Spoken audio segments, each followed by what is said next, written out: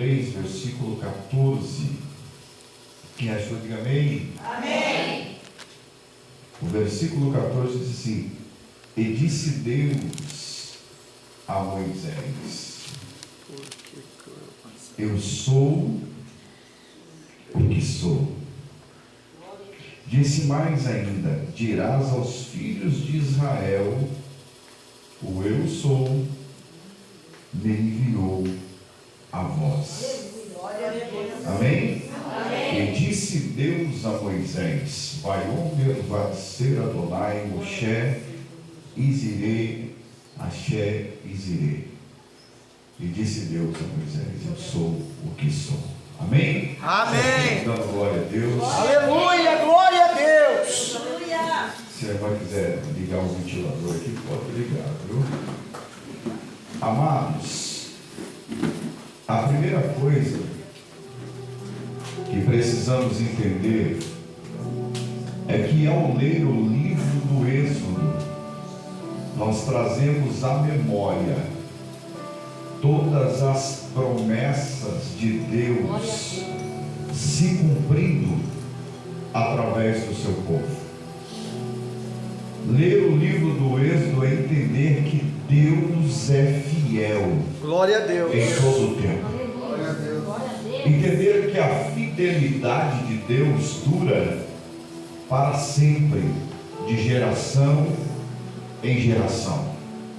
Quando eu falo da fidelidade de Deus ao ler o livro do Êxodo, é entender também que essa fidelidade de Deus está ligada, alienada, conectada com as suas promessas. Ah, Jesus. Deus é tão fiel que Ele não precisa ser lembrado de nenhuma de suas promessas. Deus não sofre de amnésia. Deus não sofre de esquecimento.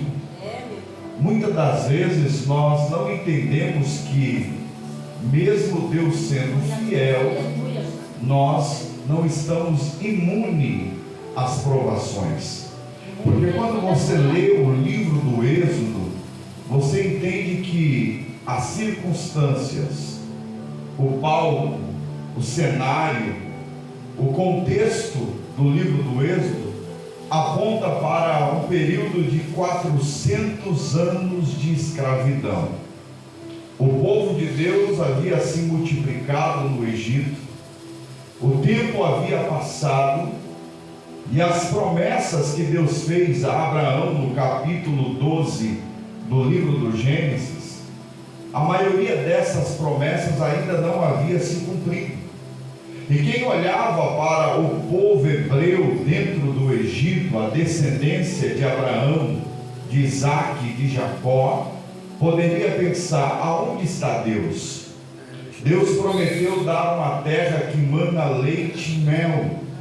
Deus prometeu fazer de Abraão e de sua descendência uma grande nação. Glória a Deus. Porém, a descendência de Abraão havia se multiplicado, porém a sua descendência agora estava vivendo no Egito como escravos.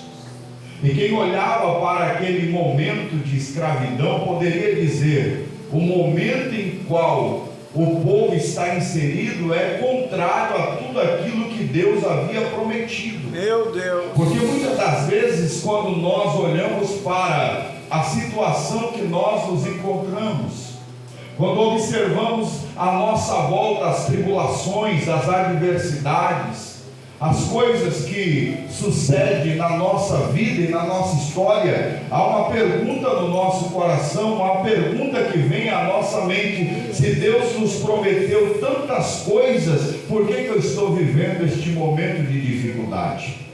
Se Deus me fez promessas, por que a luta, a adversidade, as tribulações dessa vida são constantes na minha vida? E aí a gente tem que entender que mesmo a circunstância sendo contrária à promessa, isso não pode impedir Deus de cumprir a promessa. Diga para alguém que está do seu lado: essa prova que você está enfrentando não será impedimento para Deus cumprir a promessa. Esse momento de luta, de tribulação que você enfrenta hoje, não pode impedir Deus de realizar o milagre na sua história. A circunstância pode ser contrária, a luta pode ser grande, as perseguições podem ser constantes, mas aquele que prometeu é fiel para cumprir. Deus é fiel. O capítulo 1 do livro do Êxodo diz que um novo rei se levantou sobre o Egito. Capítulo 1, verso 8, diz que o novo faraó surgiu e se levantou para reinar sobre o Egito. E o capítulo 1, verso 8 do livro do Êxodo diz que este novo rei, esse novo faraó, não conhecera a história de José. Quando você lê o capítulo 1 do livro do Êxodo, você percebe que por não conhecer a história de José, a Bíblia diz que esse faraó decide maltratar o povo, humilhar o povo, escravizar o povo hebreu, a descendência de Abraão, Isaque e Jacó. Meu Deus. A Bíblia diz que uma das preocupações de Faraó quando começou a reinar é que o povo hebreu que entrou no Egito, cerca de pelo menos 72 almas. Há alguns sábios da Bíblia, alguns rabinos que dizem que foram 75 almas.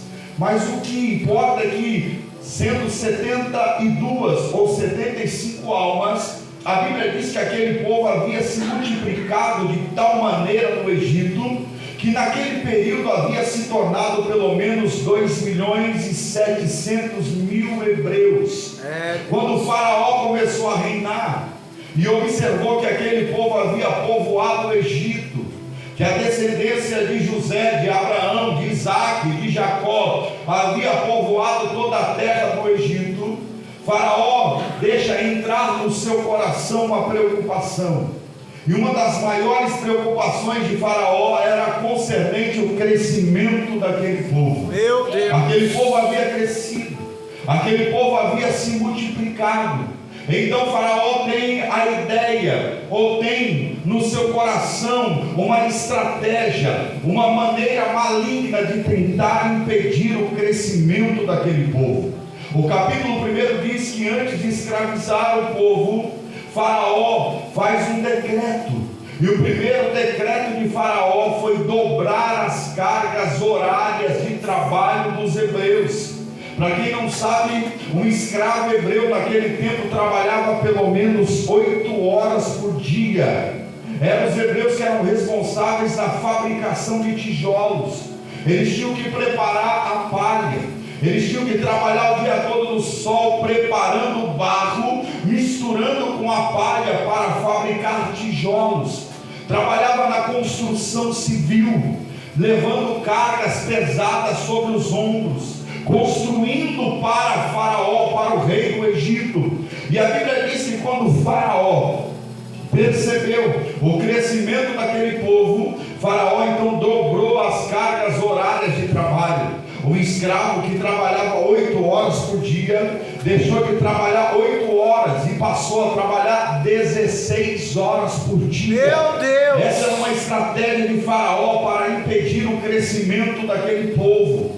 O Faraó pensava consigo mesmo: se os hebreus trabalharem durante um período de 16 horas por dia, certamente não terão tempo para suas esposas, não terão tempo para sua casa, não terão tempo para sua família, logo assim deixarão de crescer, de se multiplicar sobre o Egito. Mas o que Faraó não sabia é que o povo de Deus, quanto mais trabalha, mais cresce. Diga para alguém que está do teu lado: foi uma estratégia errada de Satanás, foi uma estratégia errada de Faraó. O povo de Deus, quanto mais trabalha, mais cresce. Me ajuda a pregar, coloque a mão no ombro de quem está do teu lado e diz assim: crente é assim, quanto mais ele ora, mais ele cresce. Crente é assim, quanto mais ele jejua, mais ele cresce. Crente é assim, quanto mais ele lê a Bíblia, mais ele cresce. Crente é assim, quanto mais ele busca, mais ele cresce. Eu vim aqui nesta noite para profetizar sobre a tua casa, sobre a tua vida, sobre a tua história. 2024 será o ano do teu crescimento. Levanta a tua mão, deixa eu profetizar sobre a tua vida. Quem tentou impedir o teu crescimento na tua área espiritual não vai conseguir. Quem tentar se levantar para impedir o teu crescimento na área profissional não vai conseguir. 2024 você vai crescer. Quem acredita, levanta a tua mão para o céu, abre a tua boca e manda uma rajada de glória a Deus para ele ouvir nesta noite.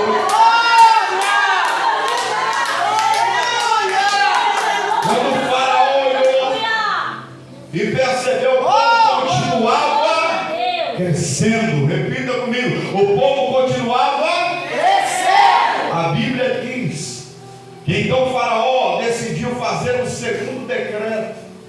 Se o primeiro decreto era ruim, se a primeira ordem de faraó era ruim, multiplicar as cargas horárias de trabalho dos hebreus, o segundo decreto era pior, porque faraó assina um decreto e faz esse decreto percorrer todo o Egito, dizendo: a partir de hoje, todas as vezes que um escravo hebreu se casar com uma escrava hebreia, se do fruto do ventre dessa escrava hebreia nascer uma menina, a gente deixa viver. Mas se do fruto do ventre de uma escrava hebreia for gerado um menino, a gente lança ele no rio Nilo, a gente mata ele afogado. A Bíblia diz que Faraó contratou 2 parteiras, e todas as vezes que um soldado egípcio percorria a terra do Egito e percebia que uma escrava, após se casar, entrava num período de gestação,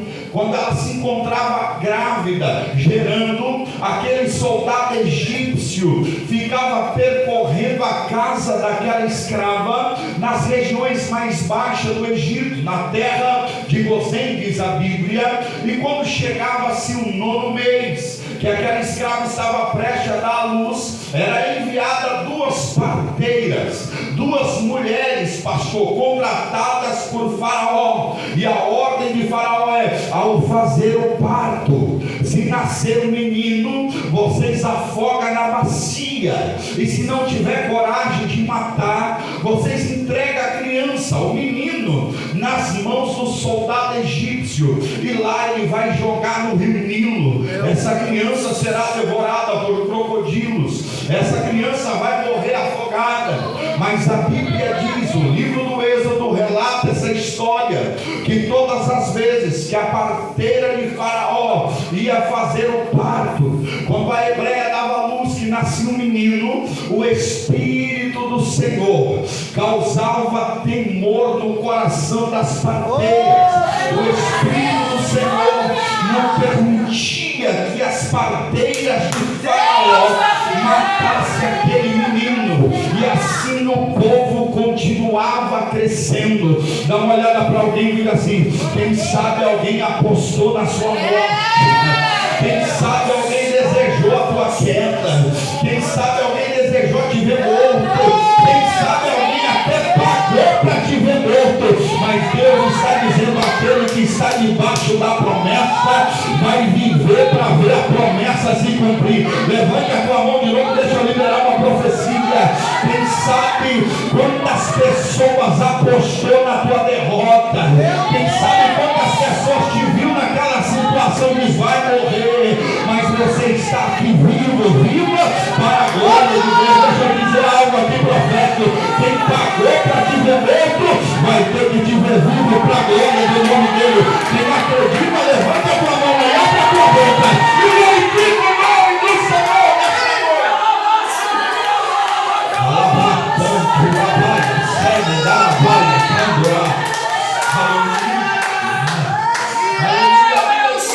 E assim o povo continuava crescendo. A Bíblia diz que o povo continuava crescendo. Vamos continuar. A Bíblia diz que foi neste período, capítulo de número 2. Aleluia. Aleluia.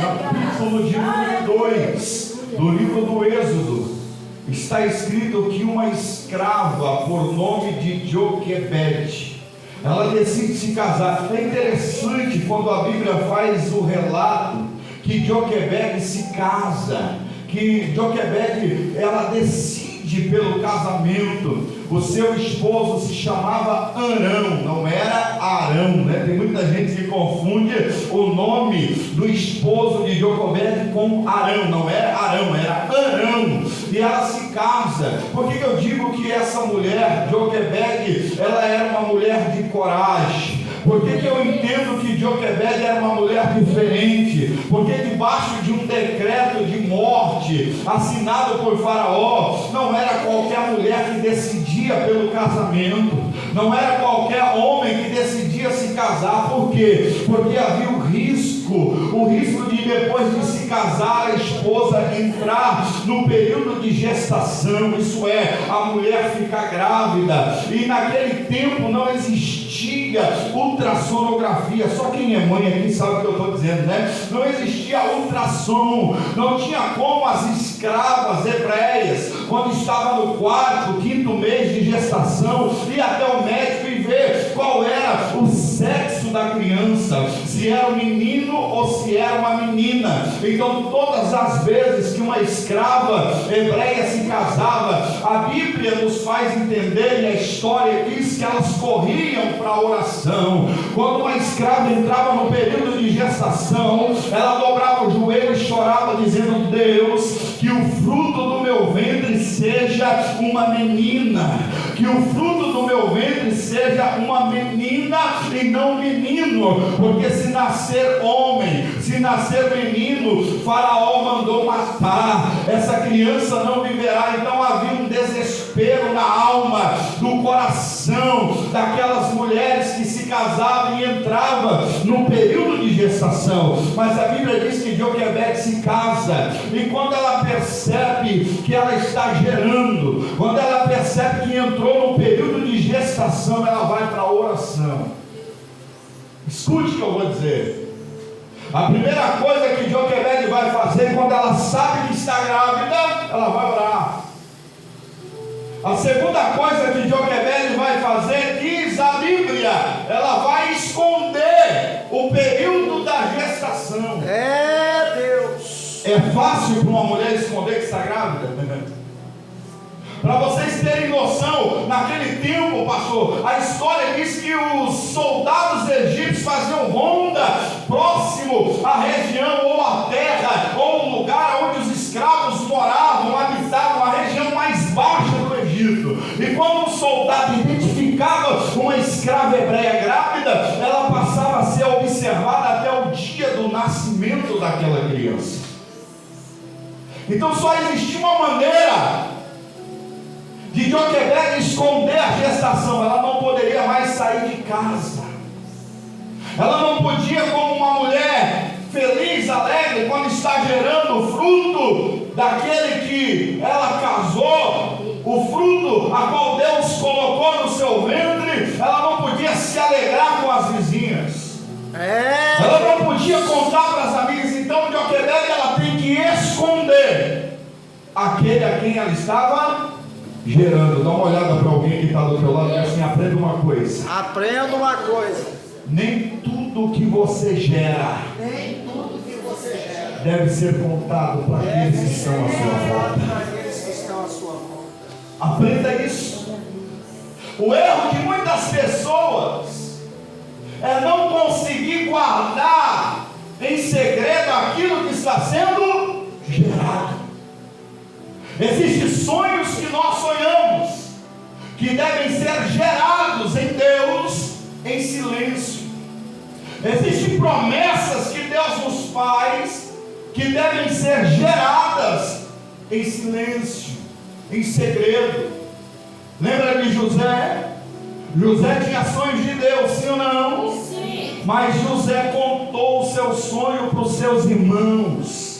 José contou o seu sonho para o seu pai, para a sua mãe.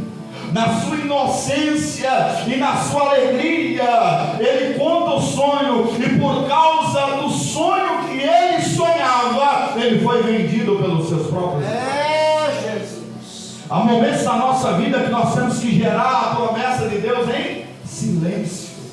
Há momentos que nós temos que gerar as promessas de Deus, os sonhos de Deus em silêncio. Aprenda a guardar segredo. Aprenda a orar em oculto. Aprenda a gerar o que Deus há de fazer e dar na sua vida, na sua história, em silêncio. A Bíblia diz que ela gerou em silêncio, até que chegou o dia do nascimento.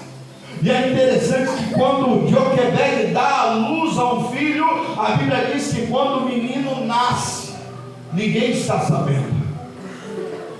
Ninguém sabia do nascimento do menino.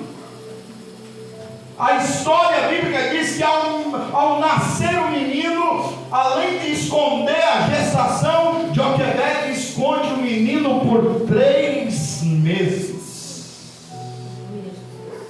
Dá uma olhada para alguém que está do teu lado e diz assim: ela não só esconde quando está gerando, ela também esconde depois que nasce. E a pergunta que eu te faço: é fácil esconder um recém-nascido? Quem é mãe aqui? Levante a mão, deixa eu ver só quem é mãe. Quem é pai aqui? Os irmãos. É fácil esconder uma criança recém-nascida? Imagine você, irmã, ter que esconder um filho recém-nascido de soldados que percorrem a frente da sua casa. E com certeza a casa não tinha portão, porque casa de escravo não tem portão. Casa de escravo não tem muro. Então era todos os dias soldados egípcios andando na frente da porta. E olha lá se tinha porta. E aí a Bíblia diz que ela esconde o menino por 3 meses. Quem é mãe sabe o que eu vou dizer aqui. A criança, quando nasce, tem uma coisa que ela ama fazer depois de ser amamentada, né? O que uma criança recém-nascida ama fazer? Chorar.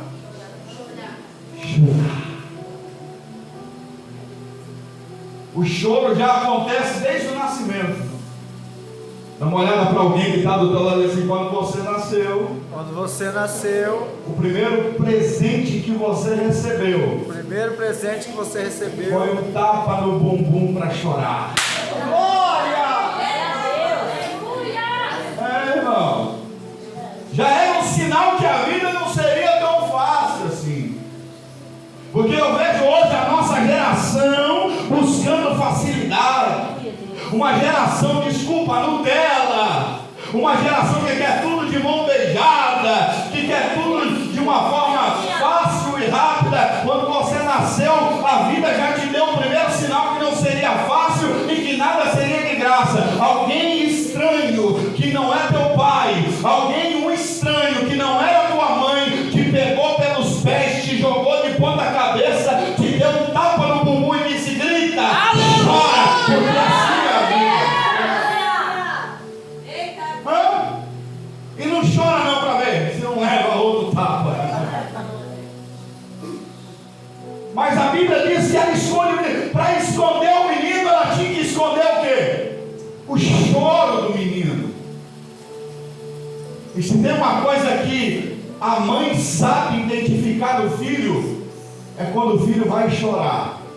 O pai não sabe, irmão. Você pega o neném recém-nascido, dá no colo do pai, a mãe está do lado, aí a mãe olha para o rosto do filho, da criança e diz: vai chorar. O pai diz: vai nada, ele vai rir. E a mãe diz: vai chorar. E não é que o menino chora. Chora ou não chora? Porque a mãe conhece. E aí eu fiquei me perguntando, pastor, como Joquebed escondia o choro do menino. Aí eu fui ler, eu sou muito assim, detalhista com a Bíblia. Eu estudo a Bíblia há 24 anos. Então a gente é apaixonado pela Bíblia, vai cavando, vai buscando, vai orando, vai lendo e vai. Aí eu descobri. A história diz que quando Joquebed percebia que o menino ia chorar, para esconder o choro do menino, ela corria para o lado de fora da casa. Ela não levava o menino para fora, porque lá estavam os soldados egípcios. Mas a história diz que ela abria a boca e começava a cantar hinos de louvores a Deus. E ela cantava tão alto, a voz dela ecoava tão alto que os soldados egípcios não ouviam o choro do menino, mas ouvia o louvor que saía da boca da mãe do menino. Levanta a tua mão direita bem alto, deixa eu profetizar sobre a tua vida. Pastor, o que significa isso? Isso significa que Deus não vai deixar os teus inimigos te ouvir chorando. Deus não vai deixar aqueles que querem a tua morte te ouvir chorando. Deus não vai permitir aqueles que querem a tua derrota de te ouvir chorando. Eu vim aqui para profetizar. Se alguém quiser ouvir o som da tua voz, vão ter que te ouvir cantando. Aleluia! Eu vou pedir até você adorar. Os fofoqueiros não vão te ouvir chorando, vão te ouvir cantando. O invejoso não vai te ouvir chorando, vai te ouvir cantando. Aqueles que te perseguem não vão te ouvir chorando, vão te ouvir cantando. Eu vou pedir até você adorar. Cantando. Quem quer, levante a mão lá para a boca e agora o rei da glória.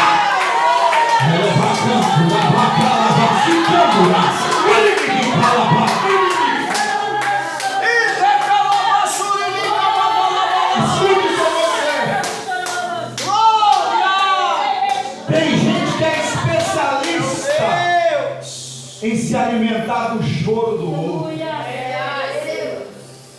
Tem gente, irmã, que tem prazer no sofrimento do outro. Tem gente que fica sentado esperando o fracasso, a derrota, a miséria, o caos do outro para poder sorrir. Tem gente que te liga e te pergunta se você está bem, mas não é porque ele está interessado em o teu bem-estar. Tem gente que é especialista em te ligar e dizer está tudo bem, porque aquele que te liga muitas das vezes espera ouvir da tua boca que tudo vai mal. Tem gente que se alimenta do fracasso do outro. Mas Joquebede louvava, adorava a Deus tão alto que os soldados egípcios não ouviam o choro do menino. Deus está dizendo: se alguém quiser te ouvir, não vai ser chorando. Diga para alguém que está do teu lado: não vão te ouvir chorando. Coloque a mão no ombro dessa pessoa que está do teu lado: se não vão te ouvir murmurando, não vão te ouvir reclamando, vão ter que te ouvir cantando, louvando, exaltando, enaltecendo, glorificando, adorando o Rei da Glória. Só quem concorda comigo que 2024 vai ser o ano do teu louvor, o ano da tua adoração. Abre a tua boca e manda uma rajada de glória.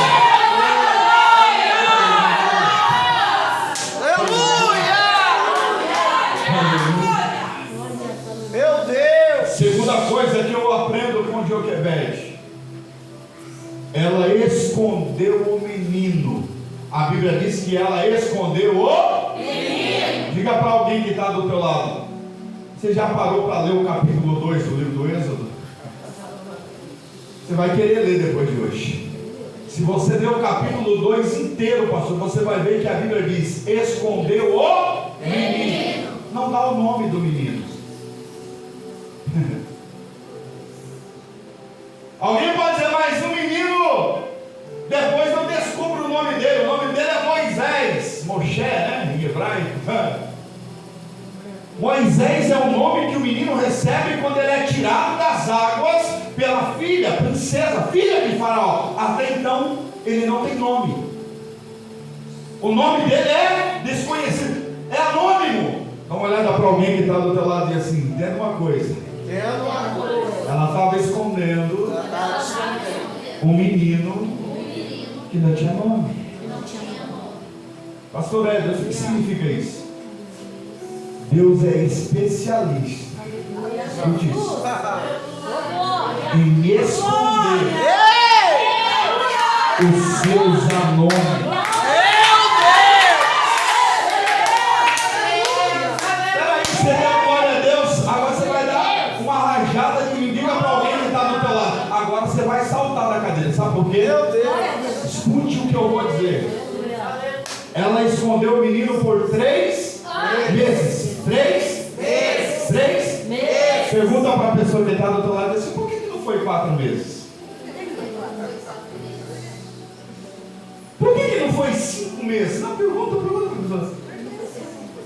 Por que não foi 6 meses, 1 ano, 2, 3? Diga para alguém que está do teu lado assim, ó, o pastor vai falar. Mas se você não der uma rajada de glória, de aleluia, de línguas estranhas, você está feio na foto.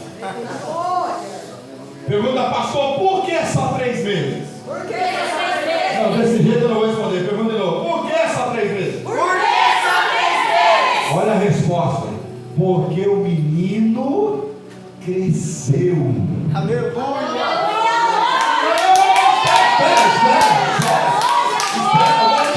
Porque o menino cresceu. E diga assim, porque ninguém esconde aquele que está crescendo. Ninguém consegue esconder aquele que está crescendo em Deus. Diga para alguém que está do lado, ninguém vai esconder o que Deus vai fazer na tua casa. Ninguém vai esconder o que Deus vai fazer na tua vida. Ninguém vai esconder o que Deus vai fazer na tua história. Eu vim aqui nessa noite para te dizer, se prepara. Você vai crescer, vai crescer. Eu vou repetir, você vai crescer com Deus. Abre a boca e adora o rei da glória. Meu Deus. Ninguém esconde, irmão. Pastor, ninguém esconde. Irmã, ninguém esconde aquele que Deus está fazendo Crescer. Está entendendo? Quer mais uma revelação do texto? O menino não pode ser mais mantido dentro de casa. Isso é, ela não conseguiu esconder por mais tempo o menino, porque o menino cresceu. Agora vem a revelação. Diga para alguém que está do teu lado, diga assim, o menino cresceu. O menino cresceu. Sem nome. Sem Sabe nome. o que significa? Isso significa que para crescer não precisa ter nome.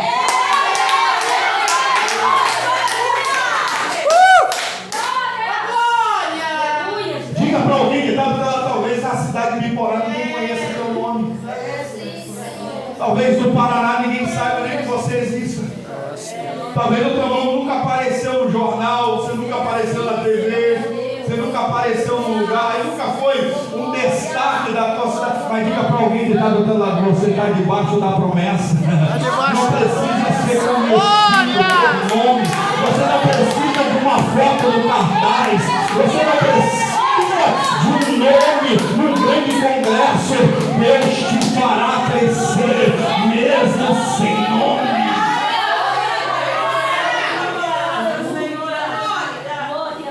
Quer um exemplo? Quando eu estou com 40 anos. Quando eu tinha 17 anos, eu entreguei minha vida para Jesus. Queria eu ter entregado a minha vida para Jesus na idade do Pedro. Pessoa, 11 anos. Mas eu entreguei a minha vida, pastor, aos 17 anos. E eu me lembro que no dia que eu entreguei a minha vida para Jesus, que eu vi um pregador pregando, eu disse, eu quero ser um pregador. E eu falava com Deus, olha, sem conhecimento, entendimento, eu falava com Deus durante o culto, antes de aceitar Jesus. Se for para mim ser crente, eu quero ser igual a esse cara que está pregando. É, Deus. Quero ser doido igual ele. E eu me lembro que depois de entregar a minha vida para Jesus, eu perguntei para o pastor da minha igreja, a qual eu congreguei 10 anos, até que Deus o recolheu. E eu me lembro da primeira pergunta que eu fiz ao pastor Francisco: pastor, o que eu devo fazer para ser um pregador do Evangelho? E o meu pastor olhou para mim e disse: você tem que ler a Bíblia, estudar a Bíblia, comer a Bíblia. Você tem que dormir com a Bíblia debaixo do travesseiro, você tem que acordar com a Bíblia, você tem que andar com a Bíblia. Eu falei, é só isso. E eu me lembro que eu morava numa chácara ali no Parque Universitário de Londrina. Sempre morei em sítio, em roça com os meus pais. E eu ia para debaixo das árvores com a minha Bíblia. E eu lia a Bíblia 5, 6 horas por dia. Depois de um ano lendo a Bíblia, eu cheguei no meu pastor e disse: pastor, faz um ano que eu leio a Bíblia todo dia. Eu durmo com a Bíblia, acordo com a Bíblia, eu tomo café com a Bíblia, eu almoço com a Bíblia. Ele disse: agora você tem que começar a treinar, você tem que começar a pregar. Eu disse: mas eu nunca tive uma oportunidade na igreja. Ele disse: prega para você mesmo. Eu pegava a Bíblia e ia para debaixo do pé de manga, e passava 3 horas pregando para o pé de manga. Quando eu cansava, eu ia para o pé de acerola, pregava para o pé de acerola. Quando eu cansava, eu ia para o pé de mandioca, pregava para o pé de mandioca. Meu Deus! Aí eu voltava de novo para o pé de manga, fazia o apelo para o pé de manga. 2 anos pregando para o pé de manga. Meu rei! Para o pé de acerola. 2 anos pregando, passou para o pé de mandioca lá na chácara. Sem ter uma oportunidade sequer na igreja. Olha aí. Deus é fiel. Aí um dia eu fiquei nervoso. Aleluia, Jesus. Fiquei irritado. Falei: faz 2 anos que eu prego para as árvores, 3 anos que eu leio a Bíblia. Aleluia, Jesus. Eu quero ser um pregador. Quero pregar. E comecei a reclamar. Aí o Espírito Santo falou para mim: vai para o calçadão de Londrina. Começa a pregar em público. Você não precisa do púlpito da igreja. É Deus. Você não precisa de microfone para pregar. Aí eu ia no ônibus, eu pegava o ônibus 314, Jardim Olímpico, passava lá na frente da chácara. Eu ia pregando até o centro, chegava no calçadão de Londrina, abria a Bíblia e começava a pregar. E passava, um dizia: doido, outro dizia: esse cabra é maluco. E irmãos do céu. E eu fiquei 6 meses pregando no calçadão de Londrina. Glória a Deus. Glória a Deus. 2 anos e 6 meses, pregava para as árvores, ia para o centro de Londrina e pregava no calçadão. Mas diga para alguém que está do teu lado: para ter nome precisa pregar? Não, você pode pregar sem ter nome. 2 anos e 6 meses. Quando eu cheguei aos meus 20 anos, a minha irmã, escute isso, você que tem um sonho de pregar, de fazer a obra, escute isso. A minha irmã trabalhava num restaurante chamado La Francine, não sei não, era o maior restaurante de Londrina. A minha irmã era garçonete lá, e minha irmã começou a contar, porque a crente é assim, né? Minha irmã era nova convertida, crente gosta de uma fofoca, irmão, somente quando envolve a vida do outro, né? Todo crente, irmão, é por isso que Deus ama a crente, porque a crente é fofoqueiro, gosta de falar de Jesus, gosta de falar da vida de Davi, de Abraão. Irmão, quando você abre a Bíblia, é falando da vida do outro. Eu estou falando da vida de Moisés hoje. Você vai entender aqui o mistério. Aí a minha irmã começou a contar para a dona do restaurante: ela tem um irmão que tem uma deficiência, que passou por isso, por aquilo. Aí, de tanto ela falar da minha vida para a dona, para a patroa dela, um dia a dona falou: eu vou reunir todo mundo aqui e vou chamar seu irmão para dar um testemunho dele. Aí me chamou para dar um testemunho. Escuta só, eu nunca tinha ido em uma empresa, em uma igreja pregar. 3 anos na igreja, lendo a Bíblia, pregando para as árvores. Glória a Deus. Cheguei lá, tinha 60 funcionários sentados. Eu falei: Jesus, o que eu vou fazer? Jesus falou: fala de mim. Abri a Bíblia e comecei a pregar e a dar o meu testemunho, falar o que Deus fez na Bíblia, o que Deus fez na minha vida, na minha história. Aí abri o olho, estava todo mundo chorando. Voltei para casa feliz. Uma semana depois, eu não sabia, a dona fez naquela época a gente não tinha celular, mas os ricos já tinham, né? Ela fez um vídeo, um pedacinho da minha história, e mandou para um canal de televisão. Uma semana depois, eu estava andando no centro, me ligaram. E quando eu atendi, disse: aqui é da rede Tarobá de televisão, a rede Bandeirantes, programa da Cloara Pinheiros. Você foi num restaurante dar um testemunho de vida e a gente achou legal a sua história de vida, a gente quer trazer você na televisão. Olha só, irmão. Eu falei: é para ir quantos? Amanhã. Era para mim ir lá e contar um pouquinho da minha vida. Eu fui e fiquei 26 minutos no ar, testemunhando e pregando.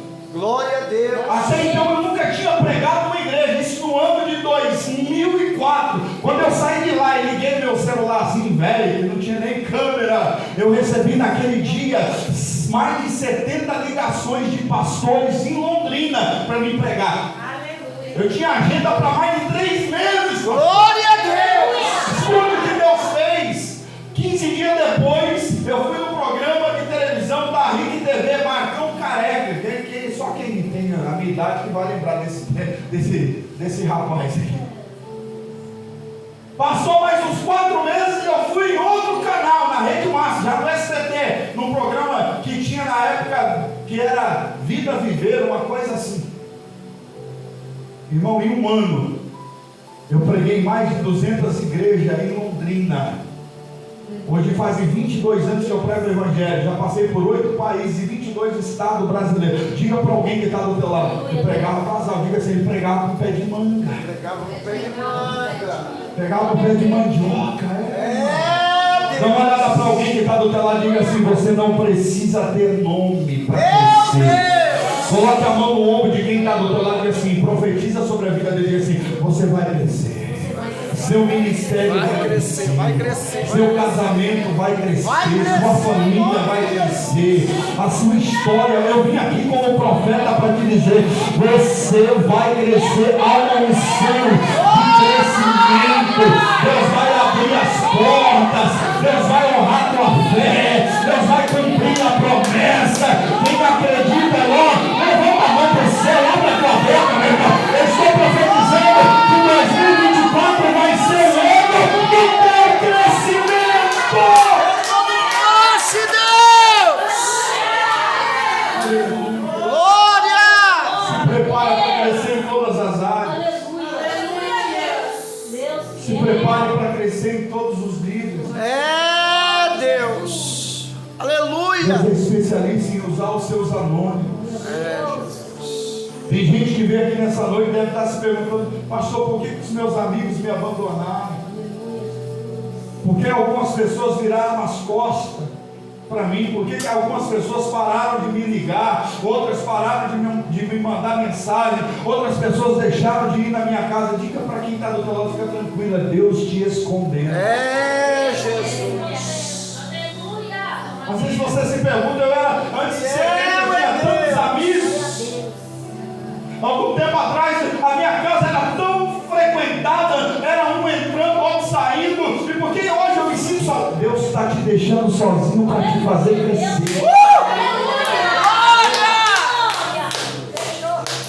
Deus está te escondendo de algumas pessoas para te fazer crescer. Para que você tenha, jovem, uma experiência com Deus. Meu Deus! Alabaia, serve, dará canto na baia.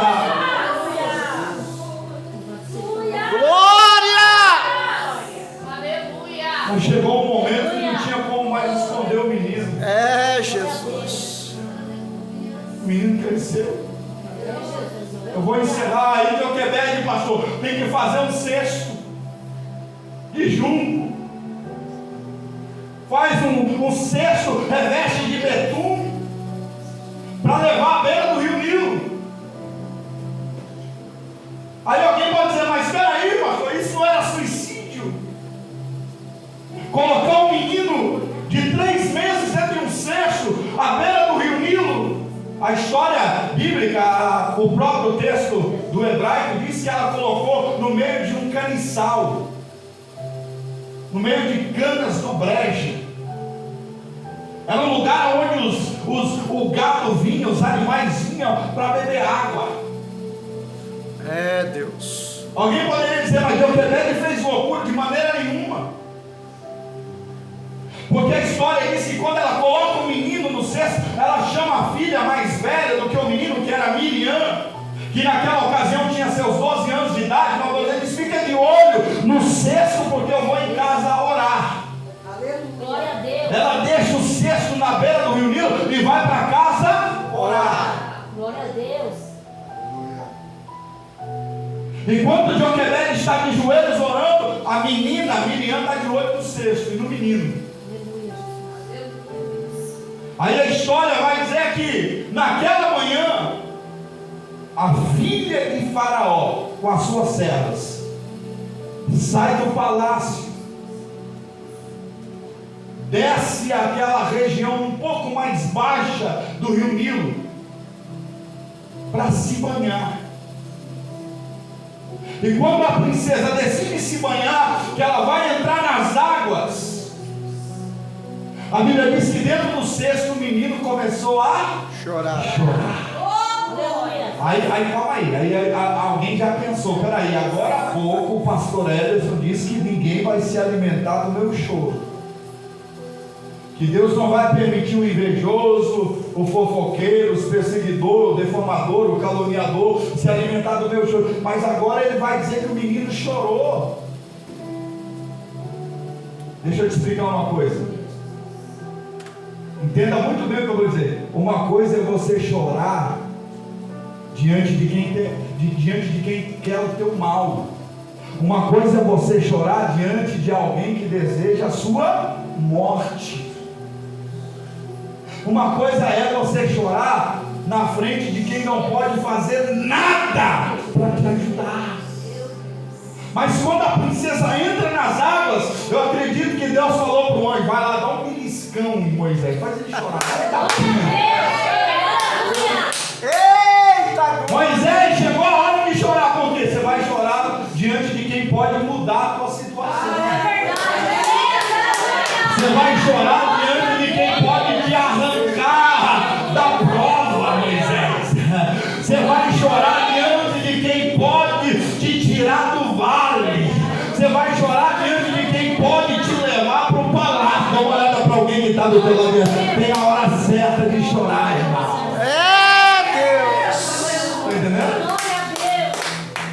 Aprenda a chorar diante de quem pode te ajudar. Por isso que a gente chora diante de Jesus, né, irmão? Porque esse pode nos tirar do cesto e nos levar para o palácio. A princesa olha para as servas e Miriam de longe observando. E a princesa diz: traz o cesto.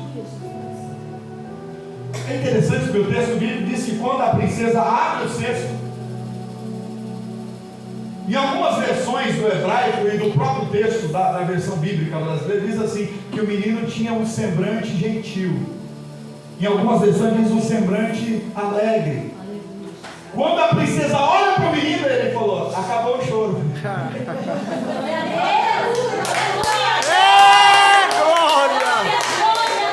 Você está entendendo? Isso aqui é tremendo. Quando ela pega o menino, ela se apaixona. O menino dá um sorriso. Aí a princesa diz: essa criança com certeza ainda está sendo amamentada. E aí entra Miriam na história. Joquebede falou para Miriam: fica de olho no cesto. Quando ela vê a princesa segurando o irmão, ela corre e diz assim: olha, a senhora disse que esse menino com certeza ainda está sendo amamentado. Se a senhora quiser, eu vou lá embaixo, na terra dos escravos, lá na terra de Gozém, e acho uma escrava que esteja amamentando para cuidar dessa criança. Deus fiel! Aí a princesa olha para Miriam e diz: vai e faça isso. E tem mais: diga para essa escrava que aceitar o serviço de amamentar esta criança para mim até que ele seja desmamado, que ela vai receber um salário por isso.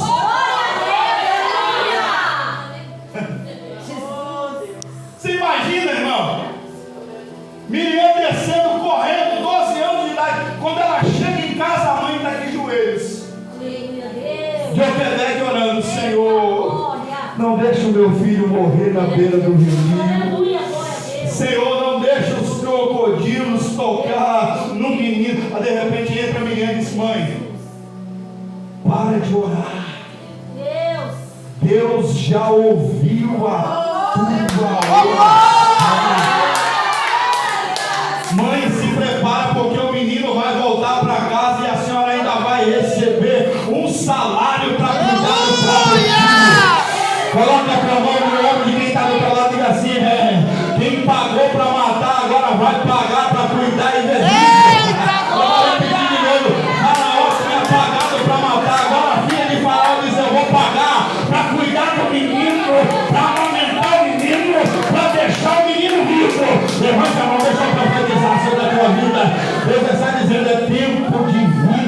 tua história.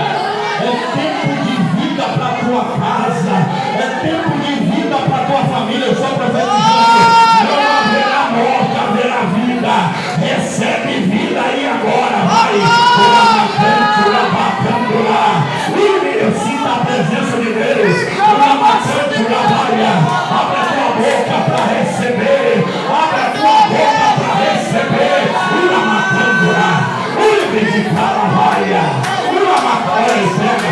Pega. O céu se abriu. Está descendo vida. Recebe. Quem é batizado pelo Espírito Santo, seja renovado agora. Seja cheio agora. Quem não é batizado pelo Espírito Santo, seja batizado agora. Pega.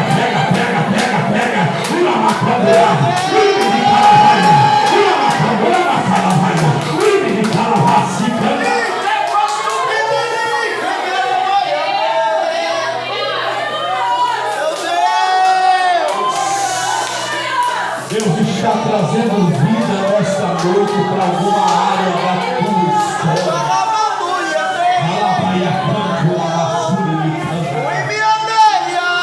Deus está trazendo vida para alguma área da sua história.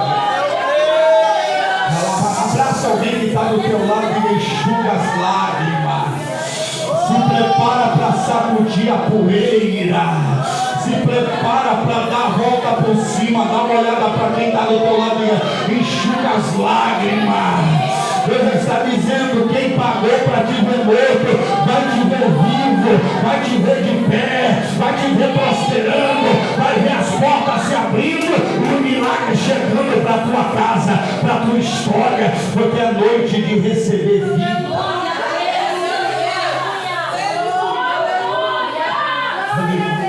Deus fiel. Eu vou começar a encerrar. Direito terra, sudava. Fica porque derrama. Levanta a mão. O Espírito Santo vai começar a tocar em você agora. Deus vai começar a te dar uma experiência nova com o Espírito Santo. Deus falou para mim que daqui a alguns segundos vai ser liberado uma unção de cura. Vai ser derramada uma unção de poder. Tem gente que vai receber o dom de variedade de línguas estranhas. Tem gente que vai receber o dom de profecia e vai começar a profetizar. Tem gente que vai receber o dom de discernimento de espírito. Tem alguém que vai receber o dom de cura, o dom de interpretação.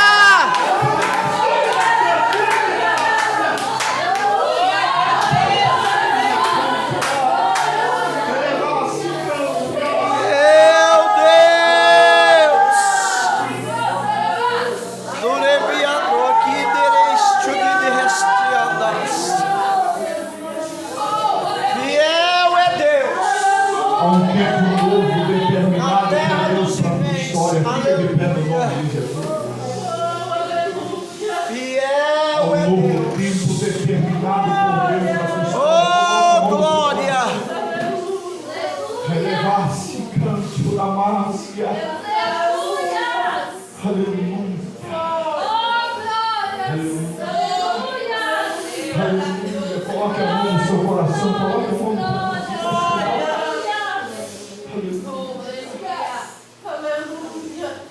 Enquanto eu estou aqui pregando, o Espírito Santo fala ao meu coração. Eu não vou levar para casa, moça, eu não te conheço.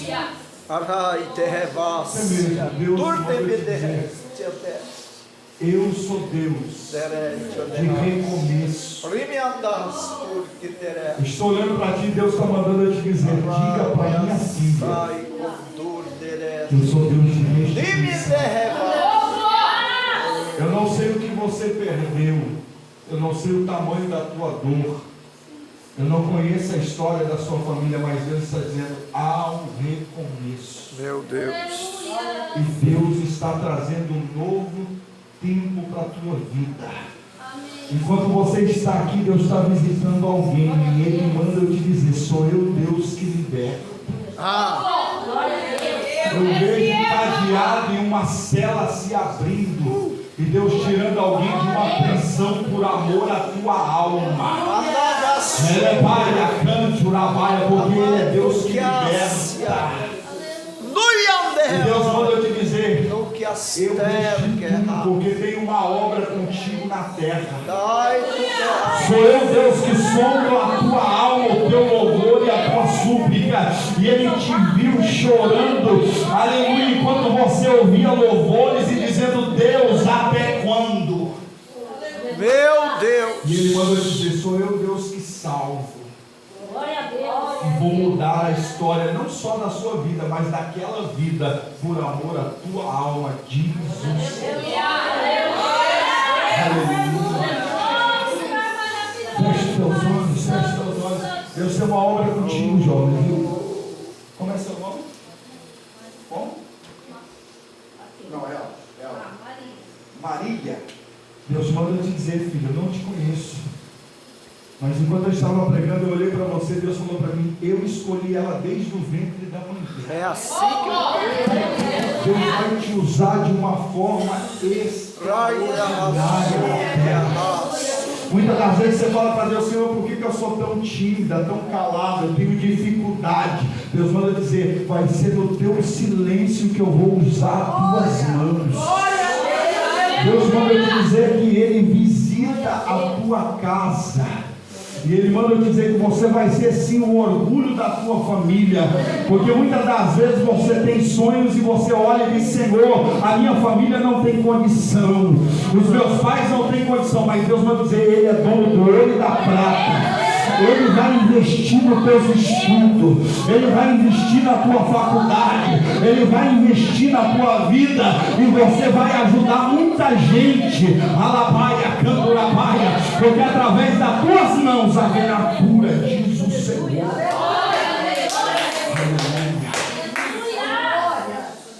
Feche teus olhos, eu quero orar. Deus é fiel. Deus está curando alguém, irmãos. Enquanto eu estou aqui, o Espírito Santo falou para mim que está tocando no sangue de alguém. Aleluia. Não abre os teus olhos, Pai. A tua palavra foi pregada. Eu falei sobre crescimento nessa noite, Senhor. Eu falei que o Senhor esconde aquele a quem o Senhor deseja ver crescendo. Deus. Pai, em nome de Jesus, se essa palavra que eu preguei vem do céu, toca sobre os teus filhos, sobre as tuas filhas. As pessoas que vieram buscar nesse quarto elo da campanha, Senhor, um milagre. Como foi o tema desta campanha, o Senhor os tirou do Egito, do cativeiro, das garras de Faraó, de Satanás, que tipifica Satanás, o Egito que tipifica o mundo, Senhor. Assim, Pai, nesta noite, nesse quarto elo da campanha, aqueles que vieram, que possam levar consigo para casa o milagre que veio buscar. Abençoa os teus filhos, Pai, as tuas filhas nessa noite. E que a bênção do Senhor seja derramada sobre cada um de nós, em nome de Jesus. Amém. Você crê? Amém.